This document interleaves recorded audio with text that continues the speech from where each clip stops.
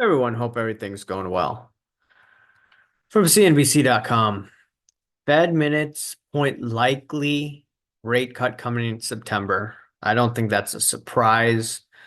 The inflation numbers, in air quotes, it isn't as rough as it has been in the past. Now, I would disagree about the inflation out there. Sure, it's not as aggressive as it was a few years ago. However, guess what?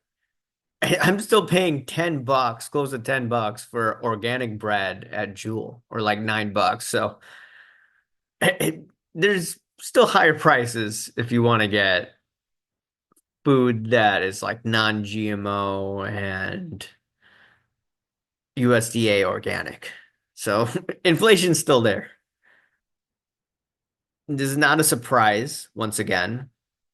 The Fed funds futures show this as well. But what could also influence the Federal Reserve to cut rates in September and more this year from Zero Hedge? US jobs revised down by 818,000. This is insane. In election year shocker, second worst revision in US history.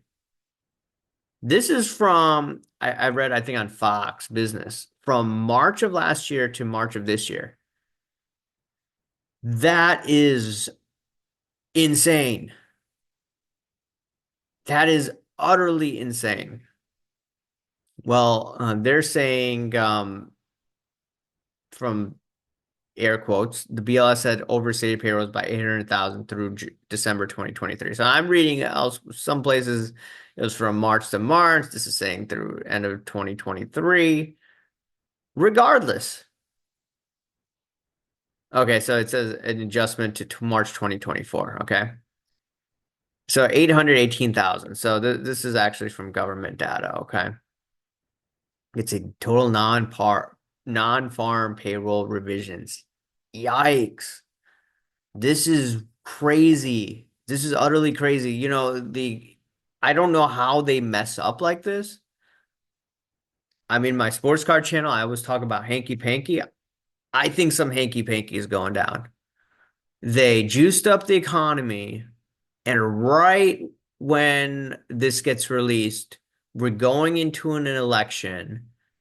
And are they trying to maintain power because you're going to cut rates? And when you initially cut rates, you have a market pump up. But we know what happens when they do this, right? 2007, they were cutting rates. Actually, I think it's 2006 they're cutting rates. And bada bing, bada boom, within a year, this whole the house of cards came tumbling down.